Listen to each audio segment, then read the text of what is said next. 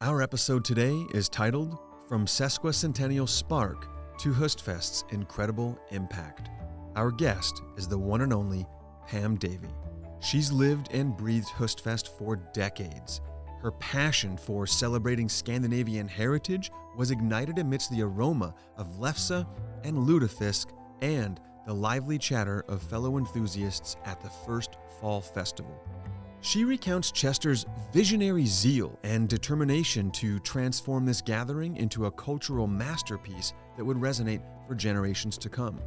Pam also shares about the indispensable role of volunteers, the lifeblood of the festival, and Hostfest's important role in celebrating Scandinavian culture and preserving cultural identity for future generations. Gain invaluable insights as Pam shares tips to make the most of your Hostfest experience, from embracing early arrivals to indulging in late-night entertainment and everything in between. Enjoy this conversation with Pam Davy. Pam, thank you so much for making the time for us. Just to start, I'm curious if you know your family's migration story and how your family arrived in North Dakota. There were brothers who came from Norway, and one brother brother Tom, came to North Dakota, and a brother Ole went to Wisconsin. And I have met a number of my relatives in Norway. In fact, some of them have come to Hostfest, which was thrilling. What was their impression of the Hostfest? Oh, they loved it.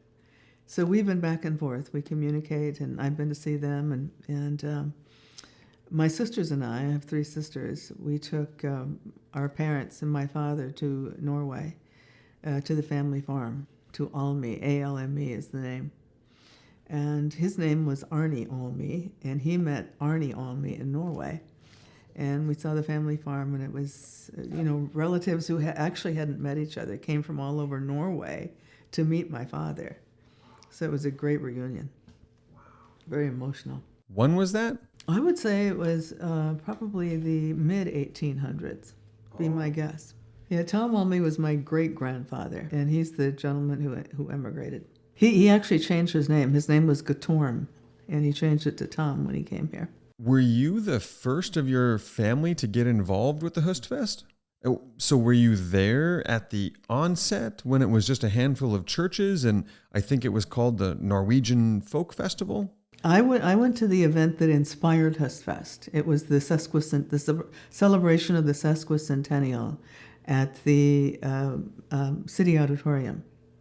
So the Sesquicentennial was the immigration of Norwegians to America. Was it the 150th year? And I have no idea why I went. I was intrigued by it, and it was this wonderful little event at the City Auditorium. I remember lefse and rimmergrøt and Rosemald Norwegian trunks, and just this great feeling there. Coffee and people chatting and talking about Norway. I had no idea I was Norwegian at the time. And Chester was there, and he was so thrilled by what was happening there that he said, "We've got to do this again." And so he created the first Hostfest, and actually, they pronounced it Hostfest. So my husband and my parents and I, we tried to go to the first Hostfest, and we didn't. It wasn't the name; it was lutefisk. We all love lutefisk, and so they were serving lutefisk. We went at 6:00 at night. We were turned away by the fire department because they were expecting 500 people, and 1,000 people showed up. And so I never, I missed the first Hostfest. That's the only one I've ever missed. And that was the one in 1975, right? Right. Wow. And because I think they did that for a handful of years, and it was maybe in 78 or 79 when it officially got the name Hostfest. My understanding, just from what I've heard, from the few stories that I've heard. Well, my recollection is it was called Hostfest from the event that we were turned away from. That's my recollection, because 2 weeks later, I was invited to be on the publicity committee by Al Larson, and I went, and I was hooked from the first meeting. It was just so fun. It was, it was so intriguing, and these people were so excited and so intent about repeating this. And I had such good feelings from the event at the auditorium. Sure. So you were on the first board. I was on the marketing committee, the marketing and advertising committee. Mm-hmm. Did you know Chester prior to this? No, I really didn't. Yeah, he was the mayor and, of course, a central figure in Wrighton television. So certainly I think a name that people knew, but you didn't know him when it first started. No, and I remember, everyone was drawn to Chester. He was a magnet, and everybody wanted to be in his circle. Not for recognition or anything, just because it was an exciting place to be. And he was going to create this event, and he had all the community leaders there. I remember those first meetings were just big, noisy, raucous meetings, and Chester's powerhouse leading it all and calling on people to make reports. And everybody had done their work. Everybody was eager to report. And it was really a fun event to be part of. I was going to ask what your first impressions of Chester Wrighton were, but you've already told me. There was all that in the beginning, and it would be a few years before Myron Florin would come along. And I understand Myron Florin was a real game changer.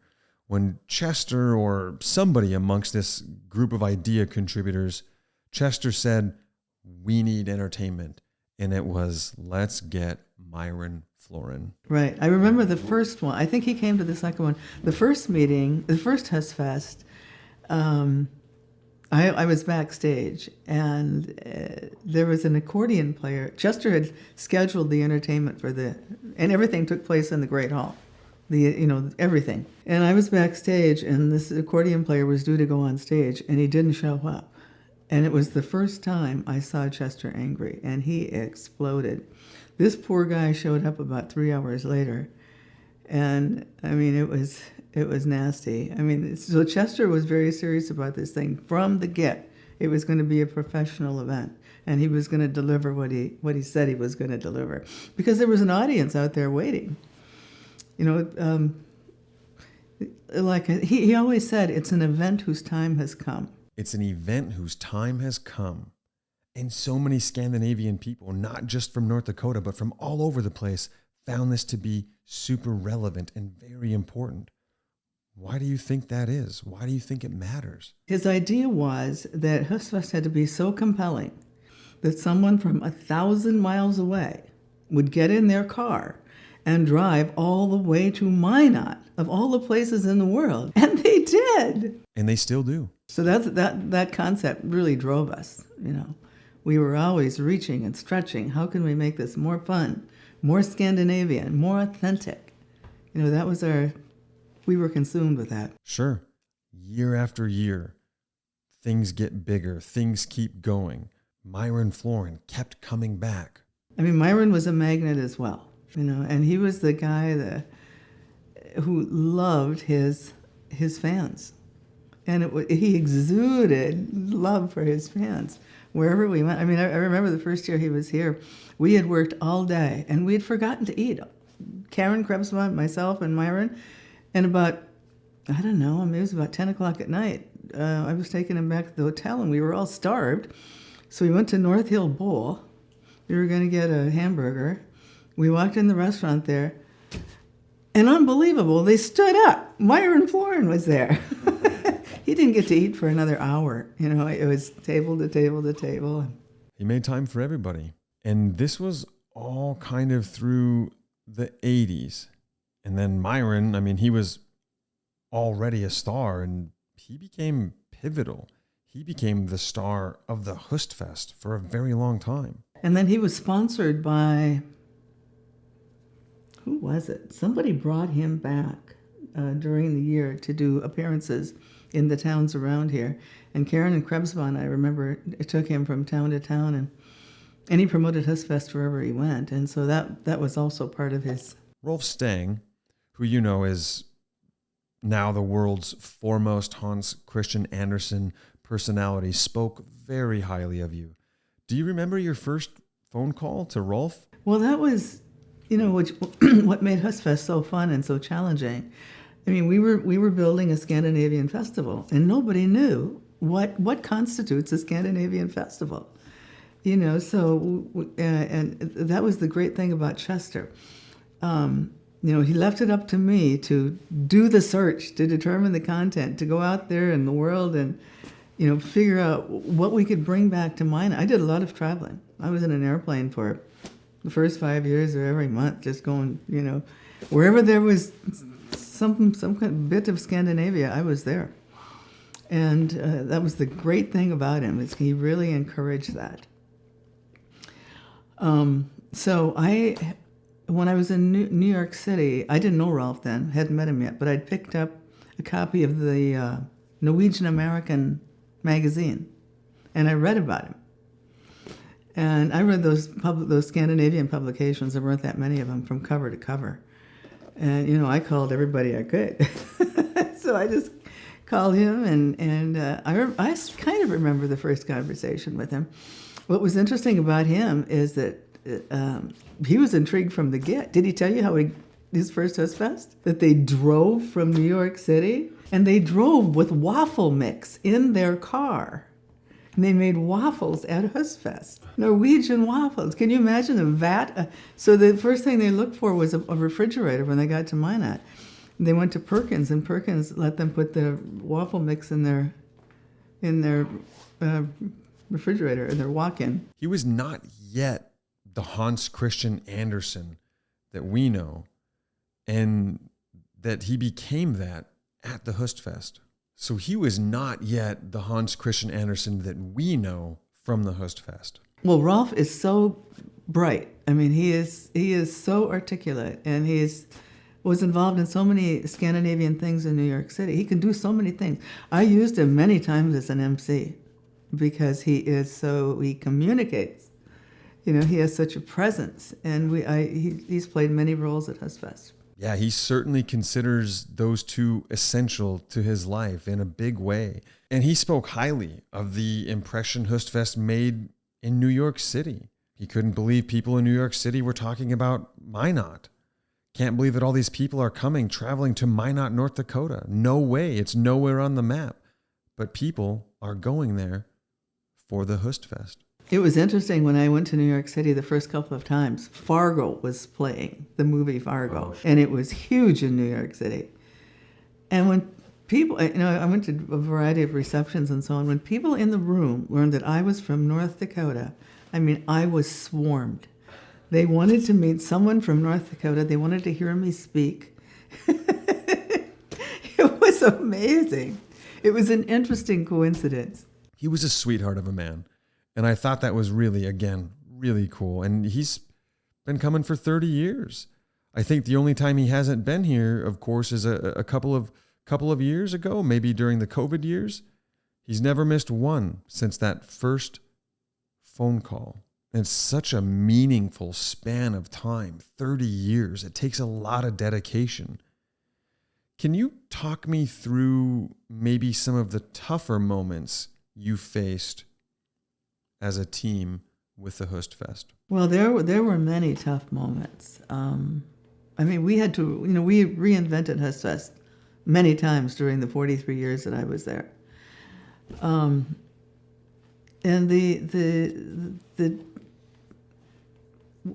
Chester said, "I'll worry about the money. You do the festival." Which was okay for a number of years. I always worried about the money, but I wasn't as involved as Chester was in the money. Many times I would walk into his office, the lights would be off, and his feet would be on the desk, and he was thinking. He devoted a lot of time each day to just thinking. And we tried keeping making the festival pay for itself and put away money for the future was very, very challenging. It costs a lot of money to produce an event like Hostfest. And in the early years, people had to come to Hostfest to see the entertainment. There wasn't entertainment anywhere else. When we brought in Red Skelton and Bob Hope, and we brought in big names. We had a very good agent, Bob Romeo, and Chester worked very closely with him, and I did as well.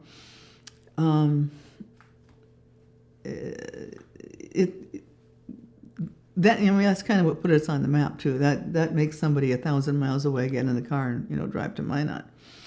So then Chester discovered that through Myron Florin, that people wanted entertainment. And then with the the advent of all the Indian casinos and the auditoriums and the Bismarck Civic Center, and entertainment became a big thing, and it became, people could see entertainment within 50 miles of them anytime during the week and on weekends and so on. So it became more challenging. And that was always the biggest worry is, can we make Hostfest pay for itself?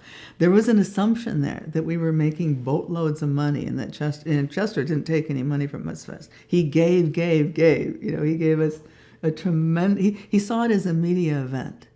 And if he had not owned radio and television stations, I am not sure if Hostfest would have continued as long as it did.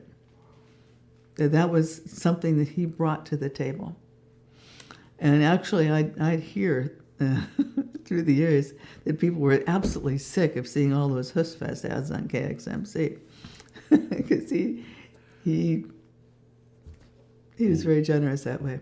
Well, I mean, I think this is a guy who gave his time, maybe even a little piece of his soul, blood, sweat, tears, money, 100%. And it sounds like you did too. Well, I saw the world through Hostfest. There's no question. That's a powerful statement coming from anybody who has enough. I guess coming from somebody who we might not know.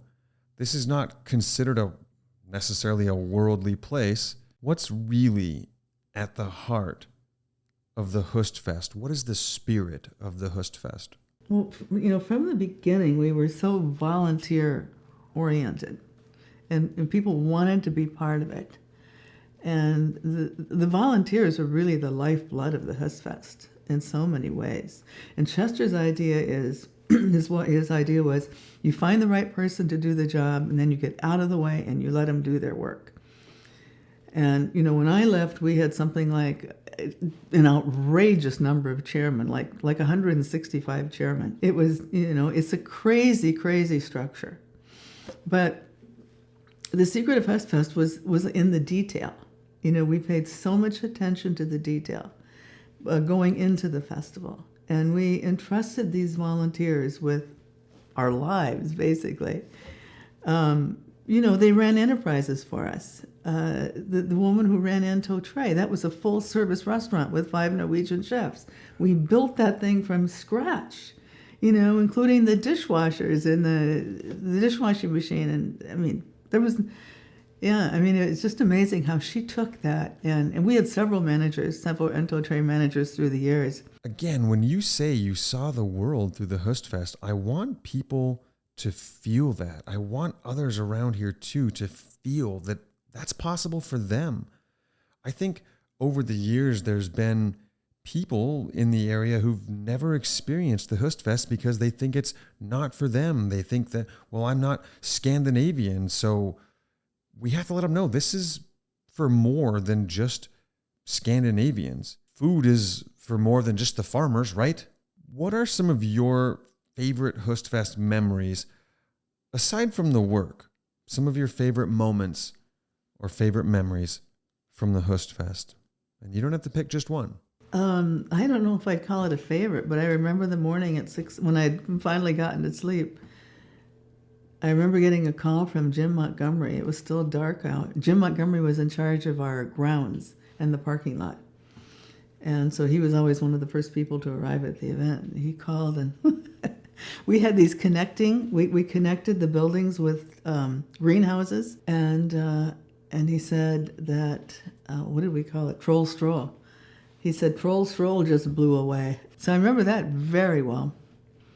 There are so many memories. The very doing of Hostfest, and working with all those volunteers. It was just thrilling. Yeah, you really can't say enough about the volunteers, the people who have helped keep the Hostfest alive over the years. They've helped make it tick.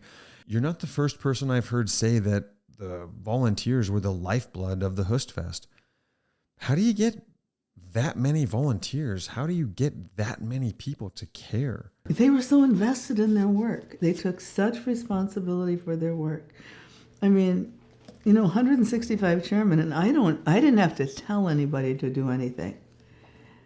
I'd make a call during the year and find out if somebody was still on board. And maybe I didn't talk to them again till Hostfest, depending on what the function was. But I knew that they were going to do what they said they were going to do. And the level of cooperation was so phenomenal. And, having as many volunteers as we did, when I left, there were like 4,000 legitimate volunteers. We didn't want any you don't want a volunteer who's not needed, because we're in the ticket selling business. We need to sell as many tickets as we can possibly sell. So you don't want freeloaders, so to speak. So we made sure that our volunteers were needed and valuable, and that they were doing what they said they do. So that is absolutely one of the best memories I have is working with the volunteers, the chairmen, who were so vested and so responsible in their work. And the thing about the volunteers, many of them had friends and relatives who were staying at their homes. That number of volunteers created the buzz in the community. When you have as many volunteers as we did, I mean, it was it was this giant whirling machine that you have to keep everything going. So it's a small army. I think we have countries in this world that don't have an army as big as the army of volunteers from the Hostfest. It started because people cared about their heritage, right? People cared about where they came from, and they wanted to celebrate that. Why do you think heritage matters? Why is it important? Chester could speak so well to that, because I didn't really know I was Norwegian when I got involved. But, Chester lived and breathed his heritage. And he came from a Norwegian family that was, and they were actually in touch with their Norwegian relatives, too. So, I mean, he knew Norway, he felt Norway, he breathed Norway. I learned to do that through my involvement with Hostfest. I don't know, heritage is, it's just a part of who we are. There was a concern on the part of many board members that heritage was going to become very diluted, that, some people have just a little fraction of Norwegian, or whatever their heritage is. But it's interesting to me now that young people have so much interest in who they are. It's young people that seem to be getting doing the testing and so on. So I hear them talking about it. I'm Finnish, I'm this, I'm that. And that's all Scandinavian. I think it's fantastic. Speaking of bringing people in, what recommendations would you give to someone going to the Hostfest for their very first time? Come early and stay late. Some people come just for the entertainment, and I think they miss so much of the festival. And of course, there are some people who come just for the festival. We tried to have something for everybody. So we worked very, very hard on the festival content and on the side stages and on the food and to transform that cold, gray, concrete building into a festive atmosphere was very challenging. We spent a lot of time on that. Yeah, year after year. And I think it's going to continue to get better and better. Vibrant is a word that I would use to associate with the Hostfest. It's colorful, right? It's not drab. It's not gray. There is a joyous atmosphere that I think we're getting here at the Hostfest. How can you say knowing something like that is an experience? I mean, I always advise people to try the Scandinavian food. We had hamburger there, and we had a lot of American food there, but I always advise them to go to Ento Tre and to see various entertainers and to, check out the craftsmen and because there's just a myriad of things to see and do there. Yeah, it's worldly. I mean, you and I think that it is. Do you think it's fair to say that the Hostfest is a place for curious people? Mm-hmm.